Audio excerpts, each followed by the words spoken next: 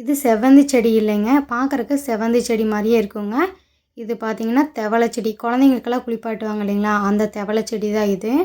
நான் இப்போ தான் ஃபர்ஸ்ட் டைம் தெவல செடி பார்க்குறேங்க. அதுவும் இவ்வளோ பெருசா இருக்கு. செவ்வந்தி செடி மாரியே இருந்தது பார்க்குறதுக்கு.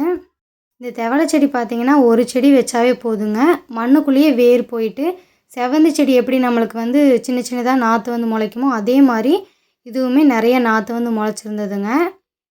இந்த தெவல செடிக்கு பார்த்தீங்கன்னா, மண் கலவை, மண்புழு உரம்னு எதுவுமே தேவையில்லைங்க. உங்க வீட்ல என்ன மண் இருக்கோ, அதில நட்டு வச்சிங்கனாவே போதும். அதிகமான தண்ணியும் தேவையில்லைங்க. அதுக்காக ரொம்ப வரல வைக்கவும் கூடாது. நார்மலா எப்பவும் போல ரோஸ் செடி எப்படி பராமரிப்போம், அந்த மாரி பராமரிச்சா போதுங்க. நெறைய நாத்து வந்துருங்க. எங்க வீட்டுக்கும் ஒரு தெவல நாத்து கொண்டு வந்து நட்டு விட்டுட்டேங்க. நீங்க ஒரு செடி பிரியரா இருந்தா மறக்காம சேனலை சப்ஸ்கிரைப் பண்ணுங்க.